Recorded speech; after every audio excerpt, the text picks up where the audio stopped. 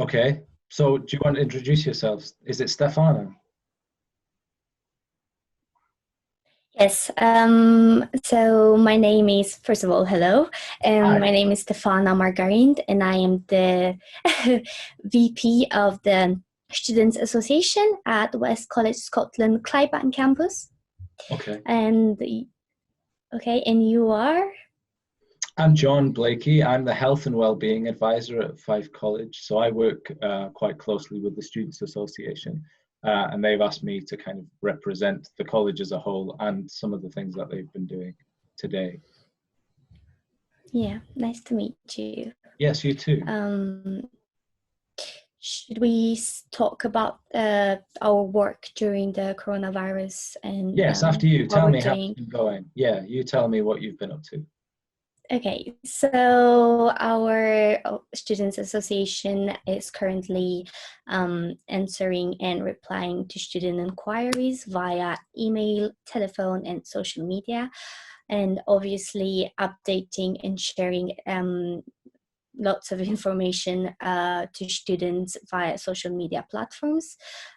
We try and engage with students every day as much as possible, not only sharing information regarding coronavirus, but also trying to provide them with different tips and activities that they can do during this pandemic. So we also take care of their mental health and well-being. Sure, Yeah. absolutely. I think we're probably similar as well. Because I'm a health and wellbeing advisor. I work slightly separate from the Students Association. So my Mm-hmm. role specifically is dealing with students who have specific health and mental health issues. And before the kind of lockdown, I was doing that face to face. I'm still kind of doing that face to face. It's just via different platforms, video chats like these. So in a sense, it hasn't changed that much, really. It's just how it operates is different. We've been doing a lot of different things to make sure that our students, specifically their mental health, is as good as it can be. One of the issues that we saw straight away was this idea of isolation, this idea of students feeling, but also physically being on their own and getting to grips with that. So some of the things that we did to kind of combat that, where we worked with the Students Association and the digital team to ensure that anyone who didn't have access to the internet or didn't have Chromebooks or computers or whatever it was, that we utilized all the information systems that we have to make sure that all our students got those. So we delivered more than 300 devices to students across Fife, in fact, wider than Fife, because our students, probably like yourselves, they're not just based around where you are, they come from Edinburgh, or they come from Perthshire, or wherever it is. Yeah, so we managed to get a lot of different devices to all the students. So that idea of being isolated and then not connected was kind of evaporated, really. And so everybody now who needs to be connected in those ways has been. So that was the first thing we kind of realized needed to be sorted out, and that's now been sorted out. Did you have to do things like that as well? Yeah, totally. We had to do the same. When all this started, we also provided the students with laptops and anything to make them able to engage with us virtually. We also I'm also a student, so media student in particular, and our department, the creative industries, received free access to all the Adobe software, all the packages. So that was really, really handy and helpful, and free to access and all that. But our college, we did give everyone, all the students, laptops and devices that they can use during the pandemic, and all the necessary equipment. Good. It's important. That's a good thing. I think a It's lot of very students, important. yeah, the students I spoke to who were kind of struggling with this idea of what was going to happen, and I think we've all been struggling with the future of this and when it's going to be over and what the future is going to look like. Try and keep people a bit more present, to try and keep them not worrying about what we don't know. I think having that connection to other people who feel the same way has been a massive thing. I think one of the things that it's highlighted to me is that people feel like this anyway, and before this pandemic, that's how people kind of felt. And so some of the people that I've been dealing with one-on-one, certainly if they've had kind of mental health issues, they feel a bit better now that everyone feels isolated. It's a bit of a kind of I don't know what the word is. Like, it's grounded everyone in terms of the fact that everyone feels the same. So it's kind of leveled quite a lot of people out in terms of that. And so having discussions about that has been eye-opening to me. But the way that we work kind of day to day has been the same. Our guidance team and our student support teams across Fife College have been giving appointments, have been offering appointments. They're open 9 to 5. Our college is open in the sense that you can ring the college phone number and you'll get put through to a customer service person, and they will patch you through to the same person. So in a sense, the college is operating in the same way, and our guidance team are delivering all those appointments in different ways. Are your student support services operating remotely as well? Yeah, first of all, West College Scotland operates as usual, even if the coronavirus is going on. We are open for business, and that means the Students Association, Student Advisory Services, Finance and Bursary Departments, Counseling Service, and all that are still available, and for guidance, support, and to help our students via telephone, email, and any other ways of contact. Our lecturers as well, they have been working really hard to deliver online courses, as well as put everything online, up on Moodle, or even creating Facebook pages to deliver Facebook groups to deliver all the information necessary, keep in contact, and just keep in touch with our students and make sure this will go the same way as before, even if we're stuck at home. Yeah, absolutely. I think our college is operating the same way as well. Thankfully, our digital services team are quite robust, and all the online learning facilities are really good, and they're working really hard in the background, the digital team, to make sure that if anything fails or if anything's not going quite right, then they're on top of it. And so there have been a lot of kind of online teaching. A lot of support for learning online as well. Our inclusion team are working remotely and working hard to make sure that anyone who has any kind of learning issues or difficulties or specifics are being catered for and looked after. And so everyone's kind of pulling together, it sounds like, in a similar way to yourselves, to make sure that no student is being disenfranchised or forgotten about, which is a great thing. In terms of support and guiding people towards them and their resources, we have been delivering it through social media, obviously, because we find it really easy for people, and particularly students, to engage on our social media platforms such as Facebook, Instagram, and Twitter, mostly Facebook, as well as My Day app and the student intranet, and obviously the West College Scotland website. We also have a student wellbeing coronavirus page set on the student intranet, where students can access a whole host of information, such as activities for kids, recipes or resources, and mental health information. And I think, really important outside agencies that can support student mental, physical, and sexual health. Yeah, So it's we absolutely. have You've got all that um, covered. It's a good thing. Our Students Association are pretty similar as well. They have a really big presence on social media, on different platforms, to make sure they're connecting with as many students as possible. And they're available, all the Students Association presidents and affiliates are available every day for chats and for keeping in touch with people. Some of the things that they're doing are more of the fun engagement as well. They're having quizzes and competitions.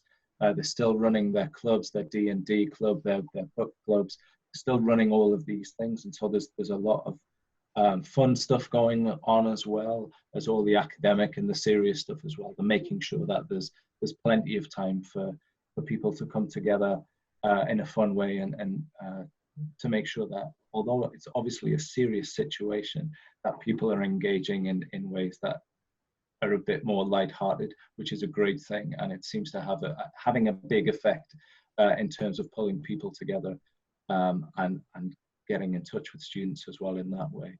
And I know our Students Association are in touch with the NUS and in touch with other presidents of other universities and colleges to make sure that that network is as solid as it probably was before, but certainly, although we're working remotely, they're in touch with everyone to make sure that the whole network throughout Scotland is being connected. And I'm sure you're a part of that as well. Is that right? Indeed. There is a coronavirus meeting happening every Tuesday with the NES. Usually it's Liam, the president, talking and speaking and informing us on the situation, and all the universities and colleges around the Scotland take place. So yeah, Right. I'm there all the time. Good. That's a Every good time. thing. I think Yeah. certainly within my role, although my role is slightly separate, I'm connected to all the different groups I'm connected to. I work quite closely with the NHS Health and Social Care Partnership within Fife, and so I'm connected to them as well, which is another kind of stream of support that we offer at Fife College through myself to make sure that students are connected with all the NHS services and information streams as well. So yeah, I have kind of weekly meetings with them and make sure that I'm disseminating all this information out as well in different ways. Some of the ways that I've been doing that, I've been kind of posting a blog every couple of weeks, mainly about kind of COVID-19 and about survival techniques and things like that. It's kind of lighthearted, but I've also been doing a podcast as well, just to try and reach as many people as possible, because I know some people like certain things and don't like certain things. So just trying as many different kind of avenues of media to try and get to as many people as possible. Do you run things like that at college? Yeah, we are currently doing that as well. So the SA is currently trying to figure more, come up with more activities, fun activities online, like you said, quizzes and such. We already did 2 or 3, and we are in terms of support, we have something such as a Giza break cafe. So Okay. this is a student wellbeing drop-in that runs once a month at each of our main campuses, and it's run by Kirsty, our wellbeing officer. And it usually has different themes each month. So it's a whole variety of things such as mindfulness, healthy eating, and managing anxiety and depression. And obviously, due to coronavirus, we're not able to do this anymore face to face. Therefore, on 23rd of April, we will be delivering it online for the first time, so that students can still get support for their well-being and have a friendly chat with our team, and see how they're coping, and Yeah. make sure they get access to this. We are hoping that if there is a demand, that the cafe will be delivered 2 to 3 times a week. So hopefully students will engage. This will be obviously promoted on by our marketing department and on all our social media platforms to make sure that we get as many students as possible. Yes, absolutely. I mean, we're in touch with the marketing team quite a lot as well to make sure that it goes as quickly as possible. So it's updated as well, and so that there's kind of fresh content every few days, because obviously people are at home looking for information, they're looking for that connection, and so making sure it's updated as often as possible is a good thing. Yeah, I would agree. Good. Yeah. Should we move on to the questions? Is that okay? Yeah, absolutely. What question are you hoping to ask or answer? So the question is, how do we prepare for the long-term impact COVID-19 will have next year? Yeah. What do you think? And I think that's quite a hard question to answer. Do you? I think so as well. I would say that we should prepare by taking extra measures, such as, putting more information in, well, most of the classes online, on Moodle, just to make sure that students will have access to them at all times, because we now know that this is what we need, and students, this is the only way for them to learn and access it. So I would say we should continue doing that and prepare in that way, and also depending on students and their grades and such, they can come back and do different like add-ons or units. For example, we will work with students who didn't pass their units, as well as with those who passed, just to make sure that they get that extra support, and they get to pass their units and courses. Yeah. Yeah, no, that makes sense. It is a difficult Sorry, question. I didn't mean to interrupt. No, sorry, I'm so sorry. No, it's all good. It's all good. That's really my answer for now, but I'm sure we're going to know better, when all of this is done, as we keep coming up with new ways and ideas of how we can improve our services, and like the way we deliver courses, and the way we can keep in contact and help them. I think so. I think one of the things that's almost a positive that's coming out of this is that this way of remote working, and this way of contacting students and supporting students, even when it's not face to face, seems to be working quite well. And so when we do go back to whatever it is, normality or whatever you call it, then that will still be there. That is now another channel that we can use to educate and to support students, and it works. And so if some students do need to be remotely working, or there are different meetings or different ways that people need to be contacted and supported, then we now know that this is working. I think what does need to be put into place is this kind of transition from this situation now to whatever the new situation is going to be. Hopefully it will be like going back to what it was, but I think the world is going to look a bit different, and people are going to feel a bit different, certainly in the short term. And so I think in terms of what we're hoping to put together, we're thinking about this idea of transitioning back to college, to actual college, and thinking about what support we need to put in place to help people get back into the rhythm of being on campus again, and being in class again, and accessing support face to face again.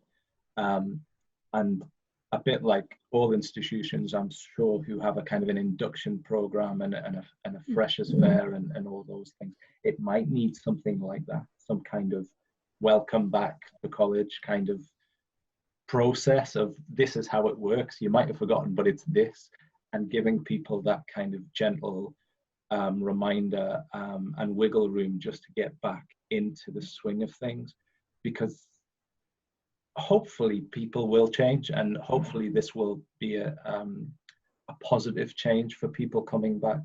But the worst thing to do is just to open the doors again and business as usual, because it's not going to be business as usual.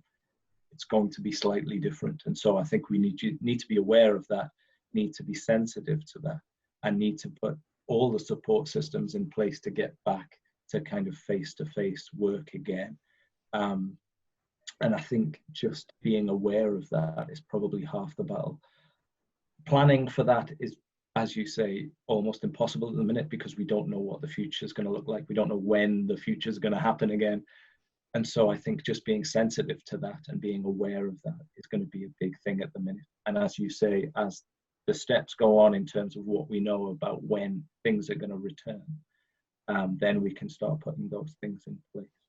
But hopefully, if we can do it sensitively and with as much support for everyone, then it will be a good transition, and then it will succeed. I think one of the good things is that working remotely, even though it's only been 4 weeks or whatever it's been, people are in the swing of it already, and people are maybe not happy, but that they're okay about things like this, about speaking to people over remote avenues.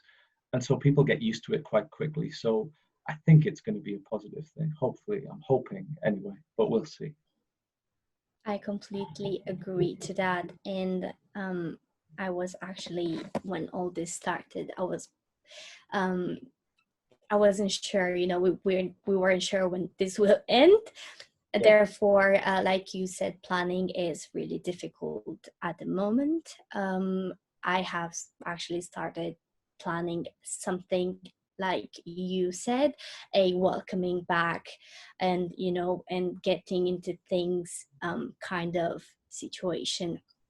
And I can clearly see, there is a common idea, for all for all colleges and unis out there, because this is really what everyone should do. I feel like, yeah, we need to do that for the students, because I think it's going to feel a little bit different when we go back, and a little bit weird as when everything started, and it was really weird for us, but now we kind of adapted to the situation, and we feel somewhat better, even isolated, because of all the social online support and virtual